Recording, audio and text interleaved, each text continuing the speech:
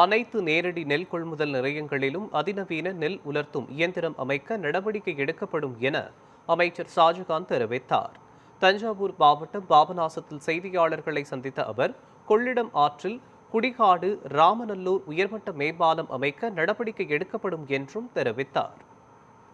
நெல் சேமிப்பு கிடங்குகள் அவசியம் என்பதை விவசாயிகள் தொடர்ச்சியாக வலியுறுத்துவதை கணக்கில் எடுத்துக்கொண்டு, அதே போல அவர்களுக்கு நெல்லை உலர்த்தக்கூடிய உயர்மட்ட அரிசி ஆலை போன்றவையும், அது அவர்களுக்கு தேவைப்படக்கூடிய சாக்குகள், தார்பாய்கள் போன்றவைகள் எல்லாம் வேண்டும் என்ற தொடர் கோரிக்கைகள் எல்லாம் இன்று ஆலோசிக்கப்பட்டது.